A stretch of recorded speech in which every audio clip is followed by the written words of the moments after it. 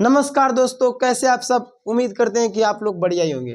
तो आप लोगों के लिए एक कहानी लेकर के आए हैं।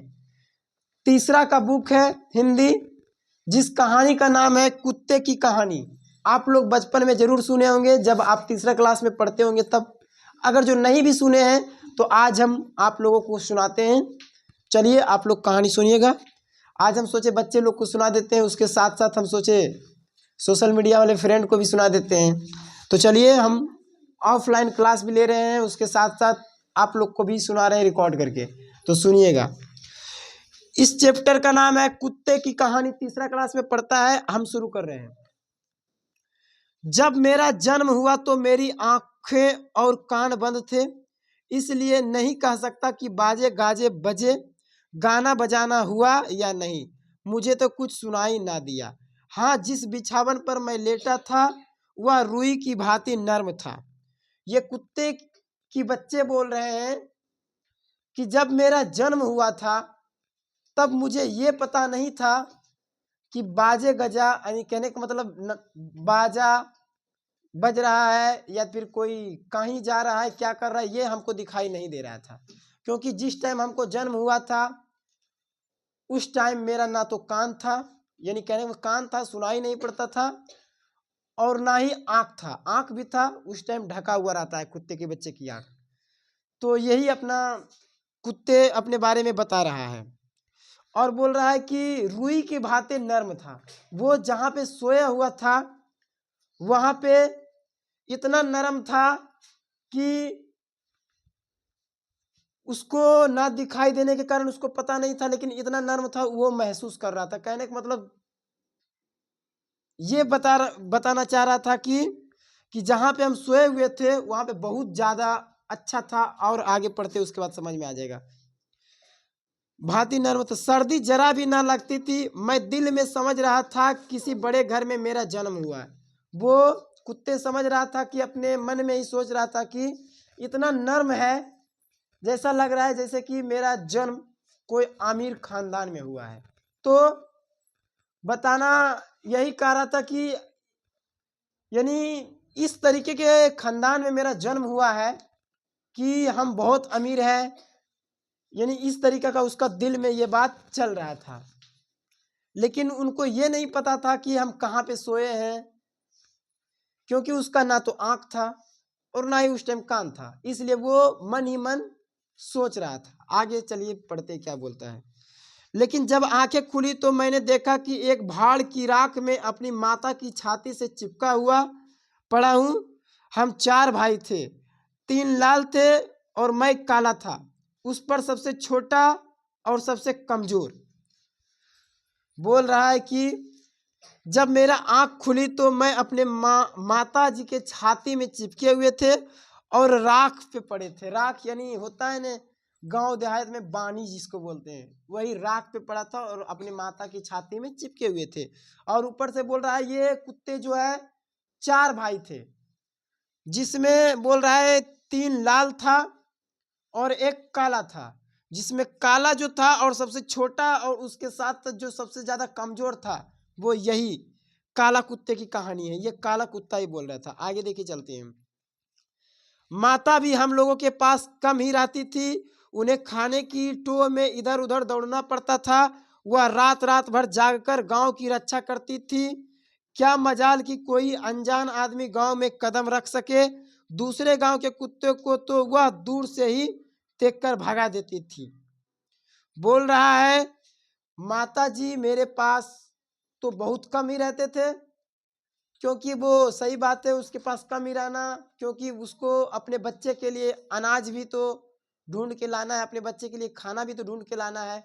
ऊपर से पहले के ज़माने में चोरी भी बहुत ज़्यादा होता था, तो वो थोड़ा चुप रहो। ऊपर से वो अपना कहने का मतलब वो जो गांव में पहले चोरी वो होता था तो उसके भी देखभाल कुत्ते करते थे पहले, और उसके साथ साथ दूसरे गांव के कुत्ते को वो देखना पसंद नहीं करते थे। और आगे देखिए चलते हैं। जब किसी खेत में कोई सांड घुसता तो उसे दूर तक भगा आती, मगर इतना सब कुछ करने पर भी कोई उन्हें खाने को ना देता। बेचारी पेट की आग से जला करती थी। यानी कहने का मतलब वो खेत में जब हम फसल लगाते हैं तो उसमें सांड भैंस गाय ये होते हैं ना, वो भी फसल खाने के लिए चले जाते थे, तो उसको भी ये भोंक भोंक के दूर से ही भगा देता था। यानी कहने का मतलब दूर से ही भगा देता था भोंक भोंक के। तो बच्चा आप लोग बताइए कुत्ता कैसे भोंकता है? कस के बोलो।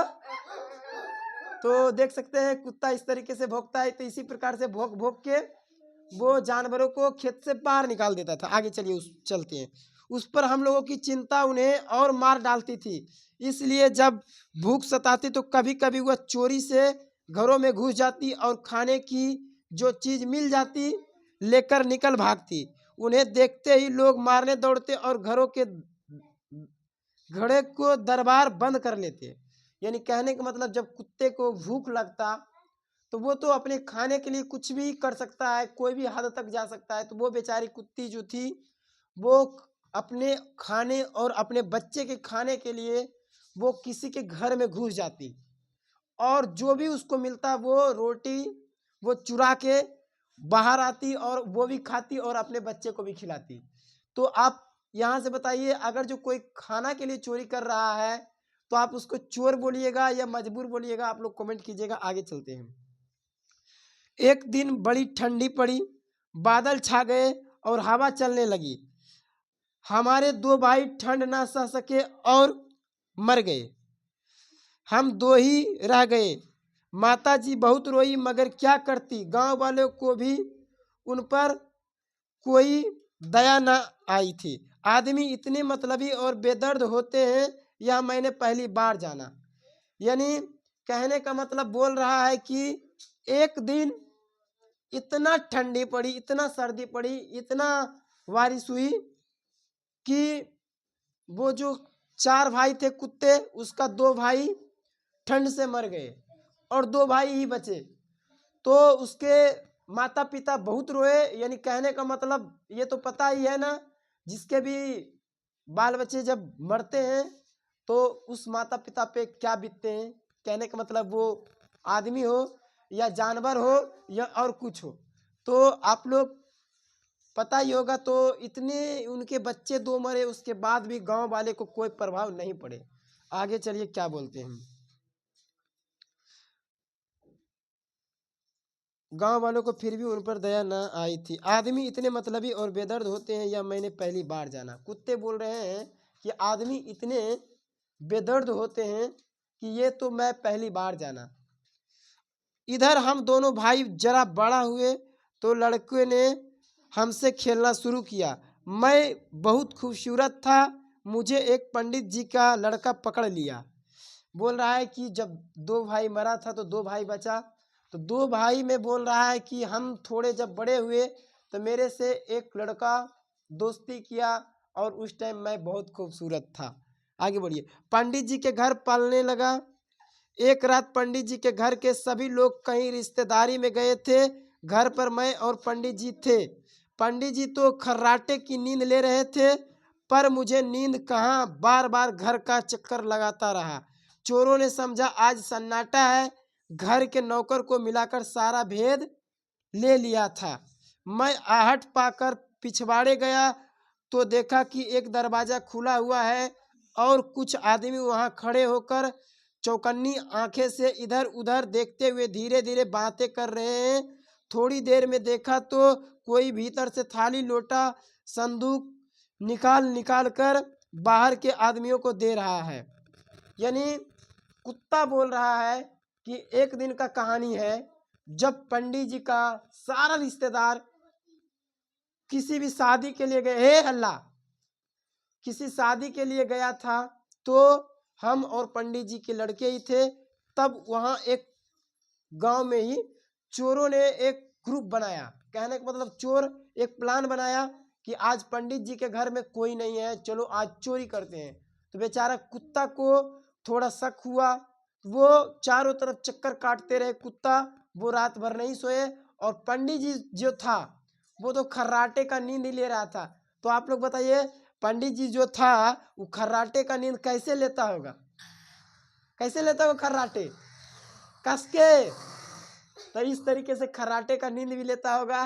तो चलिए आगे हम पढ़ते हैं क्या बोल रहा है।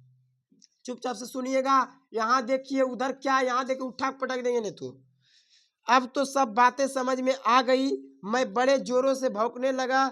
इस पर चोरों ने मुझ पर ढेले फेंकने शुरू किए, पर मुझे इन ढेलों की चिंता ना थी। स्वामी का घर लूटा जा रहा है, भला यह कैसे देखा जा सकता है।